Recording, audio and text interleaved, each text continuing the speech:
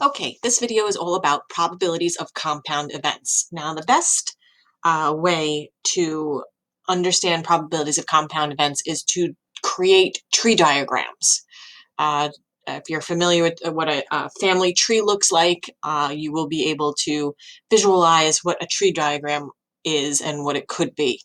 And it will help you figure out all the possible possibilities of the events that are occurring in your problem.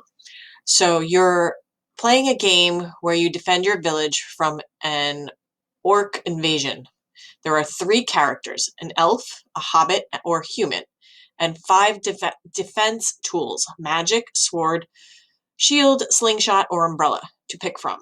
If you randomly choose your character and tool, what is the probability you'll be a magic elf? So we want the probability of a magic and an elf. So in this case, we have five tools of defense. We have magic, we have sword, we have shield, we have the slingshot, and the umbrella. And from those five defense tools, we can choose three characters. So that would be the elf, the hobbit, or the human. And each one will have the three options. The elf, the hobbit, and the human. Okay, so elf, hobbit, human, elf, hobbit, human, elf, hobbit, oops, human. All right, so now what is the probability of choosing the magic with the elf? Well, magic with elf is only one possibility here out of how many? Now, what you can do is, well, in this case, we only have three characters and five tools, so we can multiply the 3 times the 5 to get our total number of outcomes, or you can just count the bottom possibilities. So 1, 2, 3, 4, 5, 6, 7, 8, 9, 10, 11, 12, 13, 14, 15. I wrote 10 here. Okay. 3 times 5 is not 10, it's 15. So that would be 1 out of 15 for our probability of a magic elf. So what we can do here is 1 out of 15. Let's try one more just for our check for understanding here. If you flip 3 fair coins, what is the probability that you'll get a tail on the first flip, a head on the second flip, and another tail on the third flip?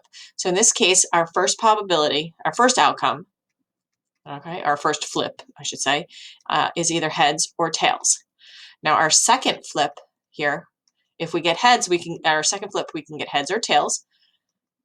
Or if we get tails on the first flip, we can get heads or tails on the second flip. And then on the third flip, we can get heads, tails, if we had head, head, and heads, tails. And same thing here, here, and here. So our total number of outcomes is 1, 2, 3, 4, 5, 6, 7, 8 outcomes, which we should have known that because the probability of heads on a coin is 1 out of 2 times 1 out of 2 times 1 out of 2, which is 8 anyway. So we want the probability of the first flip would be tails, then heads, and then another tails. So tails, heads, and another tails is only 1 out of 8. So that would be right here. That's the only way we're going to get a tails on the first, heads on the second, tails on the third. So 1 out of 8. Ooh, let's check. All right. So just remember, with each event, create a tree diagram. It's the easiest way to see visually, first off, your probabilities and identify which probability we're asking to find, how many of those instances we can actually get. Any questions? Let me know.